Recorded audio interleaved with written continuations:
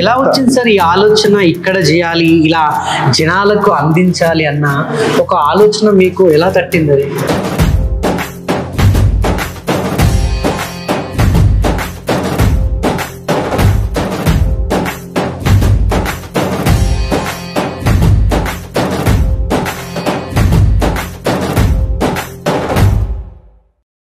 చాలా మంది ఏమన్నారంటే ఇది సక్సెస్ కాదు, చాలా కష్టం, అనవసరమైన రిస్క్ తీసుకోవద్దాం.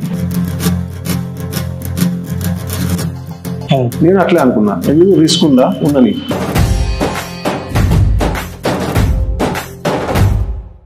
ఇవాళ మనం బ్రేక్ఫాస్ట్ చేయాలంటే 10 days బిఫోర్ మొదలు పెట్టాలి. ఆ 10 days పెంచి ఒక దీంట్లో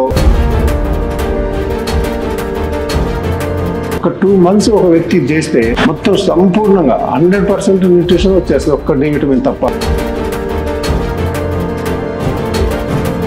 దీనికి అంటే ఇప్పుడు ఇంత హైజీనిక్ గా మీరు ఫుడ్ ప్రిపేర్ చేస్తారు కదా, మొదట్లో మొక్క మొలిచినాక కానీ మొలిచే ముందు కానీ దానికి అంటే అందులో నుంచి ఔషధం కూడా ఎక్కువ ఉండడానికి ఇంకేదైనా యూస్ చేస్తారా? ఆర్గానిక్ అని చెప్తాం కానీ ఇప్పుడు వరల్డ్ మొత్తం చూసినా కానీ 3 to 5% నుంచి ఆర్గానిక్ లేదు. ఏదైనా యూజ్ చేసామంటే అది ఆర్గానిక్ అవ్వదు, సేంద్రియం అవ్వదు. ఓకే, ఇది ఇంతకన్నా స్వచ్ఛమైనది ఉండదు ఇక అసలు. పొద్దున వస్తే ఎన్నో జబ్బులతోటి మనం బాధపడతా ఉంటాం. అసలు ఏం తినాలి ఏం తినకూడదు, ఏం తింటే ఏమవుతుందో భయం కూడా వస్తుంది. సో అటువంటి డౌట్ లేకుండా మన కోసం, మన ఆరోగ్యం కోసం సేంద్రియ వ్యవసాయం అది మన హైదరాబాద్ నడిబొడ్డిన సృష్టించి ఈరోజు ఎంతో మందిని ఆరోగ్యంగా ఆయన ఏదైతే సేంద్రియ వ్యవసాయంతో చేస్తున్నటువంటి ఆ ఫుడ్ తోటి అందరికీ ఆయుష్ను పెంచుతున్నాడు. ఆయనే టి ప్రభాకర్ గారు. నమస్తే సార్. నమస్తే. ఎలా ఉన్నారు? నిజంగా హ్యాట్స్ ఆఫ్ టు యూ. నిజంగా పొద్దున లేస్తే ఈ మధ్య కాలంలో గత ఒక 20 ఏండ్ల నుంచి అయితే ఫుడ్ తో కంటే టాబ్లెట్లతో పొట్టలేపుకుంటున్నాం. పొద్దున లేస్తే రోజుకో జబ్బు పుట్టుకొస్తుంది. దానికోసం మనం ఫుడ్ కంటే మెడికల్ మీదనే ఎక్కువ ఎక్స్పెన్సెస్ పెంచుకుంటున్నాం. దానికే మన ఖర్చులన్నీ అయిపోతున్నాయి. అటువంటిది మీరు హైదరాబాద్ నడిబొడ్డున ఒక సేంద్రియ వ్యవసాయం తోటి అందరి ఆరోగ్యం బాగుండాలని నిజంగా ఒక అద్భుతమైన ఔషధమైన ఫుడ్ని అందిస్తున్నారు మీరు. క్షణాల్లో వచ్చే పిజ్జా బర్గర్ కోసం పక్కన పెట్టేసి అందరూ ఈరోజు ఈ యొక్క నేచర్ మంత్ర ఫుడ్ని అందరూ తీసుకుంటున్నారు. ఒక్కసారి ఈ కల్టివేషన్ అసలు మీరు ఎలా చేస్తున్నారు ఏంటనేది నాకు తెలుసుకోవాలండి. నేను యూట్యూబ్లో చూసి నేను ఒక్కసారిగా షాక్ అయ్యాను. సో ఎట్లాగైనా ఇదంతా తెలుసుకొని జనాలకు తెలియపరుద్దామని వచ్చాను. ఒకసారి నాకు వివరిస్తారా? నిజంగా అంతే. హైదరాబాద్ నడిబొడ్డున అనేది ఎందుకంటే ఇదే నా బ్యాక్గ్రౌండ్. నేను పుట్టి పెరగటం అంతా అగ్రికల్చర్, ఒక ఫార్మర్ కాబట్టి నాకు కూడా అదే ఫీలింగ్ వస్తుంది. ఇప్పుడు నేను అక్కడ వ్యవసాయం చేసినప్పుడు కూడా ఇంతే, ఒక చిన్న గింజ నుంచి తీసుకొని దాన్ని నాటి, దాన్ని మొలిపించి, దాన్ని నీళ్లు పోసి, దాన్ని ఎంత వర్షాలు, ఇదంతా ఒక లైఫ్ ఒక విచిత్రంగా ఉంటుంది. అది అంటే ఎక్కువ కష్టాలే ఉంటాయి. మనం ఏదో హ్యాపీగా ఉండదు. వ్యవసాయం అనేది చాలా చాలా కష్టాలు ఉంటాయి. అదే ఇక్కడ తీసుకొచ్చి చేస్తున్నట్టే ఉంది నాకు కూడా. ఆ వ్యవసాయం చేస్తున్నట్టు అయితే ఒక అద్భుతం ఉంటుంది వ్యవసాయంలో. ఎన్ని కష్టాలున్నా, ఎన్ని సమస్యలున్నా ఆ మొక్క అనేది ఇట్లా మనకి ఏదైతే భూమిలో నుంచి నాటిన తర్వాత వస్తుందో ఆ సంతృప్తి వేరుంటుంది అసలు. దాన్ని మించింది ఇంకా ప్రపంచంలో కొనలేము ఇంకా అసలు మనం. అటువంటి బ్యాక్గ్రౌండ్ వ్యవసాయం అనేది. అయితే దాన్ని ఇప్పుడు కూడా వాటిని అదే గింజలు తీసుకురావటం, అవే మళ్ళీ ఇక్కడ మట్టిలో నాటడం, మళ్ళీ వాటిని తీసుకురావటం. సో ఎలా వచ్చింది సార్ ఈ ఆలోచన ఇక్కడ చేయాలి ఇలా జనాలకు అందించాలి అన్న ఒక ఆలోచన మీకు ఎలా తట్టింది అది? అంటే ఇప్పుడు ఇది మైక్రో గ్రీన్స్ అనేది ఇప్పుడు నిజంగా చెప్తే దీన్ని అంతా మనం ఏమంటాం విలేజ్ లో గడ్డి అంటాం. మైక్రో గ్రీన్స్ అనేది ఇక్కడ మనకి లేటెస్ట్ గా సైంటిస్టులు వాళ్ళు ఇదంతా కనిపెట్టి ఇదంతా చేసి దీన్ని ఇలా చేయొచ్చు, ఇలా తీసుకుంటే అద్భుతమైన న్యూట్రిషన్ ఉంటుంది, ఇంత మించిన న్యూట్రిషన్ ఉండదు అనే దాన్ని తీసుకొచ్చారు. అయితే అక్కడ ఏమైంది, ఒక 2-3 years నుంచి ఉంది ఇది, కానీ సక్సెస్ కావట్లేదు. ఎందుకంటే చాలా ప్రాబ్లం ఉంటుంది. ఇది దాన్ని కొద్దిగా వాటర్ ఎక్కువైతే ప్రాబ్లం, తక్కువైతే ప్రాబ్లం, కట్ చేసి పెట్టుడు. మళ్ళీ ఏంటంటే ఒక చిన్న పాపను మనం ఎట్లయితే పెంచుతామో అంత రిస్క్ ఉంటుంది. ఇవాళ మనం బ్రేక్ఫాస్ట్ చేయాలంటే 10 days బిఫోర్ మొదలు పెట్టాలి. ఆ 10 days పెంచి ఒక దీంట్లో ఇవన్నీ చల్లటం కాకుండా వాటర్ ఇవన్నీ చేసుకుంటూ వస్తే 10 days కానీ మనకు తయారవుతుంది. ఇది నాకు ఆలోచన ఎట్లా ఎట్లా వచ్చింది అనేది మామూలుగా మనం నేను ఇప్పుడు 99 నుంచి నేను దీంట్లోనే ఎక్కువగా ఈ ఫుడ్ ఫాలో అవటం, ఎక్కువ సమస్యలు తగ్గించుకోవటం నాకు నేను. తర్వాత కరోనా వైరస్ దాంతో ఒక ఇష్యూ, ఒక సక్సెస్ కావటం నేను దాంట్లో, ఇవన్నీ జరుగుతూ వచ్చింది. ఎప్పుడైతే నేను దీంట్లోకి ఎంటర్ అయ్యానో నేను జబ్బులు తగ్గించుకున్నట్టే అందరికి ఎందుకు తగ్గించకూడదు అనుకునే ఆలోచన వచ్చింది. వచ్చిన తర్వాత ఏం చేద్దామని మొదలు పెట్టాం. మొత్తానికి ముందైతే మైక్రోగ్రెయిన్స్ ఇది లేదు, ఆలోచన కూడా లేదు ఫస్ట్లో. ఆ స్ప్రౌట్స్ అలా తీసుకొచ్చాం. తర్వాత వచ్చింది దానికన్నా ఇంకేముంది అసలు అన్ని ఎంక్వైరీ చేస్తే చాలా మంది ఏమన్నారంటే ఇది సక్సెస్ కాదు, చాలా కష్టం, అనవసరమైన రిస్క్ తీసుకోవద్దని. ఒక రైతుకి ఎట్లుంటుంది, రిస్క్ అనేది ఉండదు, ఏదైనా దూకి చేద్దాం అనే ఒక ఉంటుంది కదా. నేను అట్లే అనుకున్నా, ఎందుకు రిస్క్ ఉందా, ఉండని, అదే కదా చేయాలి, అదే ఛాలెంజింగ్ ఉంటుంది కదా అని అనుకొని అప్పుడు స్టార్ట్ చేసి ఇంకా నిజంగా రిస్క్లు ఉన్నా కూడా దాన్ని అట్లనే, ఎందుకంటే దీన్ని రిజల్ట్ అనేది ఇంకా ఇంతకన్నా అద్భుతమైన ఫుడ్ ఉండదు ఇక అసలు.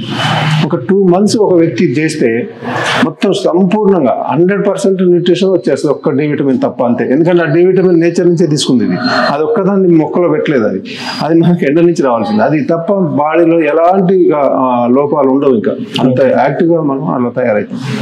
సో ప్రాసెసింగ్ మాత్రం నిజంగా చాలా అద్భుతంగా ఉంది. సో ఈ ఏదైతే ఇప్పుడు గింజలు మీరు వేసారో లైవ్ లో మా ముందు, సో దీన్ని ఏ స్టేజ్ నుంచి ఏ స్టేజ్ వరకు ఎలా వెళ్తుంది, ఎలా తీస్తారా ఒకసారి వివరిస్తారా? అంటే మనం ఇది ఎక్కడ స్టార్ట్ అయిందంటే, మనం ఒక 10 రకాల గింజలు ఉంటాయి మనం చేసేవి. అందులో ప్రతిరోజు ఒక 4 నుంచి 5 రకాలు అయితే మిక్స్ చేస్తాం. ఒక 5 ఒక రోజు, ఒక 5 ఒక రోజు, ఇట్లా జరుగుతూ ఉంటుంది. ఇది ఎక్కడ స్టార్ట్ అయిందంటే, ముందు ఆ విత్తనాలని ముందు నానబెడతాం నీళ్ళలో. అక్కడి నుంచి 8 hours ఉంచుతాం వాటిని.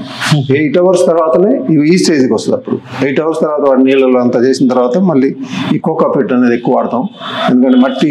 సో జనరల్గా అయితే మనం సేంద్రియ అది మట్టిలో కాబట్టి ఎరువే వాడతారు, కానీ ఇది ఏంటిది డిఫరెంట్ గా ఉంది అంటే ఇది కోకా పిట్. మన కొబ్బరి ఉంటది కదా, ఆ కొబ్బరి పైన అది ఉంటది కదా పైన, దాని నుంచి వస్తుంది మనకి. కొబ్బరి పీచు నుంచి వస్తుంది. ఎందుకంటే ఇప్పుడు మట్టి అనేది స్మూత్ గా ఉండదు మొక్కకి. అసలు దీన్ని కూడా ఎరువుగా వాడచ్చు నాకు ఇప్పుడే తెలుసు. అంటే నిజంగా చెప్తే అంత ఎరువు కాదు ఇది, ఎందుకంటే మొక్కకి ఒక 1 week దాకా ఆ ఎరువు అవసరం ఉండదు దానికి, దాని ఇత్తనంలోంచే అది తీసుకుంటది. కానీ సపోర్ట్ ఇస్తుంది అంతే, మొలవటానికి బేసు దాంట్లో మంచిగా ఉంటుంది. ఇది లేకుండా చేసే పద్ధతులు కూడా ఉంటాయి, దీనంతా నాణ్యత ఉండదు. ఎలా వచ్చింది ఈ ఆలోచన? అంటే ఈ కొబ్బరి పీచు యూజ్ చేయాలి, సో దీనికి అట్మాస్ఫియర్ కూడా ఎంతవరకు, అంటే వాతావరణం కూడా ఎంతవరకు దీనికి అంటే యూజ్ అవుతుంది, ఎంతవరకు యూజ్ అవ్వదు, సో ఏ ఒక ప్రెమిసిస్ లో దీన్ని పెంచాలి అంటే? అయితే ఒక స్టార్టింగ్ ఒక 10 days చాలా ప్రాబ్లం అయింది. 10 days కాదు, 1 month చాలా ప్రాబ్లం అయింది. ఎందుకంటే అర్థం కాలేదు, అంటే ఇది దేంట్లో మొలిపియాలి. అసలు ఒకసారి ముందు ఒక క్లాత్ లో మొలిపించాం, తర్వాత మళ్ళీ ఏదో చిన్న కాగితాలు లాగా వేసాం, ఏది వేసినా కానీ ఫెయిల్ అవుతుంది. సో రీసెర్చ్ ఎట్లా మొదలు పెట్టారు? మొదట్లో అదే చేశాను. ఇక్కడ ముందు ఈ మట్టి లేదు, అంటే ఈ కోకా పెట్టి లేకుండా ఒక క్లాత్ పెట్టి క్లాత్ మీద పోసినాం. క్లాత్ మీద పోస్తే ఏమైందంటే, అది ఇప్పుడు ఒక కొంచెం అయితే మనం సక్సెస్ అవుతాం, ఈజీగానే తెలిసిపోతుంది. ఇది పెద్ద మొత్తం చేయాలి కదా, అక్కడ ఉన్న వాళ్ళందరికీ చేయాలి కాబట్టి దాన్ని పెద్ద మొత్తంలో చేయడం కోసం ప్రయత్నాలు చేసే దాంట్లో కొన్ని ఫెయిల్ అయితే వచ్చింది. అంటే వాటర్ ఎక్కువైతే ఖరాబ్ అయిపోతాం, వాటర్ తక్కువ అయితే ఎండిపోతాం, ఈ పద్ధతిలో వచ్చింది. ఈ రీసెర్చ్ ఎన్ని రోజులు పట్టింది మీకు? ఇది ఒక 2 months దాకా పట్టింది. 2 months సక్సెస్ అయ్యింది. అంటే ఇది సక్సెస్ అంటే ఇప్పుడు కూడా సక్సెస్ మీద రాదు, ఎక్కడ తప్పు చేసినా అది పోతుంది. ఒక తప్పు చేస్తే ఒక రోజుకి మన ఫాలోవర్స్ కి లేకుండా పోతుంది. సో అందరూ డబల్ పోయాలి. మనం ఒక 20 టబ్బులు అవసరం అయితే 40 టబ్బులు పోయాలి. ఎందుకంటే ఏదైనా కొన్ని ఖరాబ్ అయినా మరి అక్కడ ఆపలేం కదా, ఒకసారి మొదలు పెట్టాం, వాళ్ళకి ఇంకా ప్రతిరోజు ఇవ్వాల్సిందే. ఇప్పుడు ఏదైతే ఎరువుకు బదులు ఈ కొబ్బరికి సంబంధించింది వాడుతున్నారో, సో దీన్ని ఎక్కడి నుంచి కలెక్ట్ చేస్తారు? ఇది మన దొరుకుతుంది నర్సరీలో, చాలా వాటిలో వాడతారు. ఇది కుండీల్లో కూడా చూడండి, మనం మొక్కలు పెడతారు కుండీల్లో వాడతారు. మట్టి ప్లస్ ఇది 2 వాడతారు. ఇదేంటంటే మొక్క స్మూత్ గా ఉంటుంది, దాని మీద ఇట్లా గట్టిగా తట్టుకుని మట్టి అయితే ఆపేసి దాన్ని కొద్దిగా రానియద్దు. ఇది అట్లా కాదు, స్మూత్ ఉంటుంది, ఈజీగా వచ్చేసి తొందరగా పెరగడానికి. ఎందుకంటే ల్యాండ్ అయితే ఇంత ఫాస్ట్ గా రాదు. ల్యాండ్ అంటే ఇది 10 days లో పెరిగి అది 15-20 days పడుతుంది. అందుకని ఇది బాగా యూజ్ అవుతుంది ఇట్లా. ఓకే, దీనికి అంటే ఇప్పుడు ఇంత హైజీనిక్ గా మీరు ఫుడ్ ప్రిపేర్ చేస్తారు కదా, మొదట్లో మొక్క మొలిచినాక కానీ మొలిచే ముందు కానీ దానికి అంటే అందులో నుంచి ఔషధం కూడా ఎక్కువ ఉండడానికి ఇంకేదైనా యూజ్ చేస్తారా? అస్సలు ఏం లేదు. ఏదైనా యూజ్ చేసామంటే అది ఆర్గానిక్ అవ్వదు, సేంద్రియం అవ్వదు. ఓకే, ఇది ఇంతకన్నా స్వచ్ఛమైనది ఉండదు ఇక అసలు. ఎందుకంటే ఆ ఇత్తనం తీసుకొచ్చి అక్కడ పెడతాం, స్వచ్ఛంగానే పెంచుతున్నారు 100% రాదు. ఇంకా దాంతో పోల్చడానికి లేదు. ఇక సేంద్రియం అనేది ఇంకా ఎక్స్ట్రీమ్ ఇది. ఇక మనం సేంద్రియం అంటే భూమిలో పెట్టే చాలా ప్రాబ్లమ్స్ ఉంటాయి అక్కడ. చిన్న మొక్క వచ్చేవరకే ఏదో ఒక పురుగు పడిపోతుంది, ఏదో ఒక వైరస్ లేకపోతే ఏదో ఫంగస్ వస్తుంది, వెంటనే స్ప్రే చేయాల్సింది. మీకు ఆర్గానిక్ అని చెప్తాం కానీ ఇప్పుడు వరల్డ్ మొత్తం చూసినా కానీ 3 to 5% నుంచి ఆర్గానిక్ లేదు. ఏదో కొంతవరకు చేస్తారు అంతే, దాన్ని ప్యూర్ అనేది ఉంది. కానీ ఇది అట్లా కాదు, ఇది 100% కాదు. మొత్తం దీంట్లో ఎలాంటి కల్తీ ఉండదు. ఇంకో గొప్ప ఇదేంటంటే ఒక ఇత్తనంలో ఇప్పుడు ఇత్తనం తీసుకున్నాం అనుకోండి మనం, దీంట్లో 7 రకాల పోషకాలు మనకి అవసరం అయితే దీనికి కూడా అవసరం అవుతుంది. అవసరం మన పోషకాలు ఎట్లయితే 7 రకాలు అవసరమో దీనికి కూడా అట్లనే అవసరం అవుతాయి. ఈ 7 రకాల పోషకాల్లో ఒకటి లోపించితే ఇది సంపూర్ణంగా రాదు. మొక్క సంపూర్ణంగా వచ్చింది అంటే 7 రకాల పోషకాలు దాంట్లో ఉన్నాయి. అంటే ఇంకా ఇంతకన్నా అద్భుతమైన ఫుడ్ ఇంకెక్కడ ఉంటుంది? ఇక అటువంటిదే ఇప్పుడు ఈ మైక్రోగ్రీన్స్ అనేది. కానీ కేవలం వాటర్ మాత్రమే దీనికి యూజ్ చేస్తాం, అంతే. వాటర్ అంతే. ఓకే, సో ఒకసారి అంటే మొలిచినాక వీటి స్టేజెస్ కూడా ఒకసారి లైవ్ లో చూపిస్తూ నాకు చెప్పండి. అంటే ఫస్ట్ స్టేజ్ ఎలా ఉంటుంది, సెకండ్ స్టేజ్ మొలకెత్తే ముందు. ఫస్ట్ స్టేజ్ అనేది మనం ఇది ఫస్ట్ స్టేజ్. మీరు అంటే దీనికన్నా ముందు ఏం జరుగుతుంది అంటే ఒక 8 hours ఇదే విత్తనాలని వాటర్ లో నానబెట్టేస్తాం. చెప్పారు, నానబెట్టేసి దాని తర్వాత తీసుకొచ్చి ఇట్లా చల్లుతాం. ఓకే, దీన్ని చల్లిన తర్వాత ఈ మొత్తం మీద మట్టేస్తాం. మట్టేస్తే ఇట్లా వస్తుంది. సో మట్టేసిన దీన్ని మట్టేస్తాం. ఇప్పుడు చిన్నగా వెళ్తున్నాయి కదా, ఇది థర్డ్ డే 3వ రోజు. 1 day 8 hours అట్లా పెట్టాము, తర్వాత ఇట్లా చల్లాము. చల్లిన తర్వాత థర్డ్ డే ఇలా వస్తుంది. చూడండి ఇందులో ఎట్లా వస్తుందో చూడండి. ఓకే, ఇది థర్డ్ డే. ఇది 4th డే. ఇది 4వ రోజు. చూడండి మొత్తం బయటకు వచ్చేసి. ఇక్కడ ఏంటంటే ఇక్కడ ఒక జాగ్రత్తలు తీసుకోవాల్సింది ఏముంటుంది, ఫస్ట్ డే కొట్టే వాటర్ కొట్టే విధానం వేరుంటుంది, సెకండ్ డే వేరుంటుంది, థర్డ్ డే వేరుంటుంది. సో థర్డ్ డే ఏంటది? థర్డ్ డే అనేది ఆ స్ప్రే అంటే ఒక్కొక్క గ్యాప్లు ఎక్కువ అవుతాయి. ఒకటి 8 hours గ్యాప్ ఉంటే ఒకటి 16 hours గ్యాప్ ఉంచాలి. ఇట్లా గ్యాప్లు పెరుగుతూ ఉంటాయి. వాటర్ పోసే దాంట్లో కూడా కొంచెం ఎక్కువ అవుతుంది. సో ఇప్పుడు బయటికి వెళ్ళినాయి కదా 4th డేలో, ఇప్పటి నుంచి వాటర్ పెంచుకుంటూ పోతాం. ఎక్కువ పెంచుతాం. మరి బూజు వచ్చే క్రమాలు ఏమైనా ఉంటాయా? బూజు విపరీతంగా వస్తాయి. ఎప్పుడు కొంచెం వాటర్ అప్పుడు మీరు నష్టపోతారుగా? నష్టం అవుతుంది. నష్టం చాలా జరుగుతూనే ఉంటుంది. అంటే ఎక్కడ మనం అంటే ఇంకొక ప్రాబ్లం కూడా ఉంటుంది, క్లైమేట్ ని బట్టి కూడా ఉంటుంది. ఇప్పుడు సీజన్స్ బట్టి కూడా వీటికి ఉంటుంది. చలికాలం తొందరగా రావు, చలికాలం రావు, వర్షాకాలం వస్తాయి, ఎండాకాలం ఇంకా మంచిగా వస్తాయి. కానీ ఎండాకాలం ఎక్కువ చెడిపోయే అవకాశం కూడా ఎక్కువ ఉంటుంది. వాటర్ చలికాలం తొందరగా రాకపోవడానికి కారణం చలికి ఆ గింజ దాన్ని ఇట్లా ముడుచుకొని ఉంటుంది కదా, అది తొందరగా రాదు. మనకు కూడా ఇప్పుడు చలి పుట్టినప్పుడు ఇట్లా అవుతుంది, గింజ కూడా అట్లా అవుతుంది. అప్పుడు ఆ ప్రాబ్లం. అందుకే క్లైమేట్ ఎప్పుడన్నా బాగా ఎండ ఉన్నప్పుడు ఉన్న వాటర్ దానికి అనుకూలంగా కొట్టాం అనుకోండి, తర్వాత ఎండ లేదనుకోండి, అప్పుడు ప్రాబ్లం పెడుతుంది. ఏసీలో పెంచుతారు చాలా మంది. నేనేమనుకున్నా అంటే ఏసీలో పెంచొద్దు, ఎందుకు ఏసీలో మనం న్యాచురల్గా వెళ్తున్నాం కదా, ఏసీలో పెట్టే కొన్ని తప్పనిసరి పరిస్థితులు వేసే కొన్ని ఉంటాయి.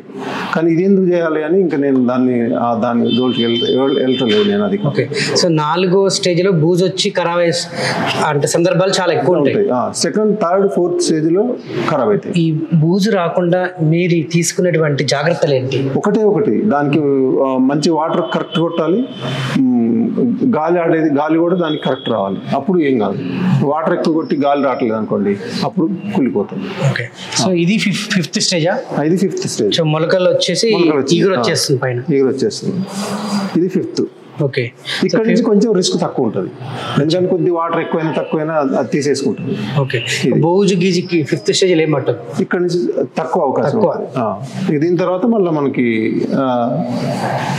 దీని తర్వాత రోజు ఇక ఇది, దాని తర్వాత కొంచెం 6th, ఇక ఇక్కడ నుంచి 7th ఇట్లా వెళ్ళిపోతుంది. ఇక ఇది 7th. ఆకులు వచ్చేసినాయి. మళ్ళీ 7th తర్వాత ఇవన్నీ ఇంకా 8th డే. ఇది కంప్లీట్ 8th డే మొత్తం. ఈ సైడ్ ఉన్నాయి మొత్తం, ఇది మొత్తం 8th డే ఉన్నాయి. సో అంటే ఎట్లుంటుంది అంటే కొన్ని ఏమో ఈ ఉలవలు లాంటివి తక్కువ పెరుగుతాయి, ఈ బబ్బెర్లు అనేది అన్ని హైయెస్ట్ ఇక దీన్ని బాగా చాలా ఎక్కువ పెరుగుతాయి. ఇట్లా ఒక్కొక్కటి టైప్ లో ఉంటాయి ఇక. సో ఇప్పుడు అంటే ఏ డేకి కట్ చేస్తారు మీరు? అంటే మనకి 7th డేనే మొదలవుతుంది కట్ చేస్తాం. కొన్ని ఎక్కువ పెరుగుతాయి అని చెప్పాను కదా, ఎక్కువ పెరిగింది కొంచెం ముందు కట్ చేస్తాం. 10 days వరకు కంప్లీట్ అయిపోతుంది. సో ఇప్పుడు బఠానీ, పెసర్లు చాలా ఉన్నాయి, పెసలు, ఉలవలు మళ్ళీ ఇంకా వేరే సీడ్స్ కూడా కలుపుతాం ఇందులో. వేరే సీడ్స్ ఒక 10 రకాలు మక్కలు కూడా కలిసి మక్కలు ఉంటాయి. ఇది తక్కువ. ఇది కూడా సేమ్ ప్రాసెస్ కానీ ఇది మనకి ఎక్కువ బాగా మంచిగా సెట్ కాదు. ఇది అప్పుడప్పుడు ఏదో కొంచెం వేయటానికి ట్రై చేస్తాం కానీ వాటి అంత అనుకూలంగా ఉండదు తినడానికి, కొద్ది చేదు ఉంటుంది మళ్ళీ. ఇప్పుడు మీరు అన్నట్టు మందులు మింగి చేదు మళ్ళీ ఇక్కడ చేదు అన్నట్టు ఉంటుంది కదా, అట్లా ఉంటుంది ఇది. సో ఇప్పుడు 7th డే నుంచి కట్టింగ్ అన్నారు, అంతా ఆ 10th డే వరకు నెక్స్ట్ మిగతా ఎన్ని డేస్ ఆ వరకు కట్ చేస్తా అన్నారు. సో ఇదంతా కలెక్ట్ చేసుకున్నాక సో నెక్స్ట్ అసలు ఏం చేయబోతారు? ఇక్కడ దాకా ఒక స్టేజ్ అంటే దీన్ని తయారు చేయడం వరకు, కట్ చేయడం నుంచి స్టేజ్ మారిపోతుంది. ఇక అప్పుడు ఏం చేస్తాం, ఇక సమస్యలు ఎవరు ఏ సమస్య, ఫుడ్ ఎలా ప్రిపేర్ చేయాలి, వాళ్ళకి ఏమి ఇవ్వాలి, వాళ్ళు అసలు నాకు తెలిసి ఈ ఇప్పుడు మాట్లాడుకునేంత ఈజీగా కంప్లీట్ కాదు. ఇది ఒక మనకి ఈజీగా అర్థం అవుతుంది కానీ ఇక్కడ నుంచి కావాలి. ఎందుకంటే డెఫినెట్లీ గా సో ఇక్కడ వరకు అయితే మనం అంతా తెలుసుకున్నాం. మనకి ఇంత హైజీనిక్ గా సేంద్రియ వ్యవసాయంతో అందిస్తున్నటువంటి ఈ యొక్క ఫుడ్ ప్రోడక్ట్ తోటి మరి మనకు బ్రేక్ఫాస్ట్, లంచ్, డిన్నర్ ఎంత హైజీనిక్ గా అందిస్తున్నారు. నిజంగా దానివల్ల మనకు వచ్చినటువంటి ఏదైతే జబ్బులు, ఈవెన్ డయాబెటీస్, అదేవిధంగా షుగర్, బీపీ, థైరాయిడ్, పీసీఓడి, ఇలా రకరకాలుగా జబ్బులు ఎంతవరకు నయమవుతాయి, ఎంతవరకు బ్యాలెన్స్ చేయొచ్చు, వీటన్నిటి నుంచి ఎలా బయటపడవచ్చు, ఇవన్నీ విషయాలు కూడా ఈ యొక్క ఫుడ్ గురించి మరిన్ని విషయాలు తెలుసుకోవాలని నాకు కూడా ఉంది, డెఫినెట్గా మీకు కూడా ఉంది. కానీ ఒక్కరోజు మాత్రం సరిపోదు. సో అందుకోసమే ఈ యొక్క నేచర్ మంత్ర ప్రపంచాన్ని సృష్టించినటువంటి టి ప్రభాకర్ గారితో పోడ్కాస్ట్ లో మరిన్ని విషయాలు తెలుసుకుందాం. అంటిల్ దాన్ వెయిట్ చేయండి. By by.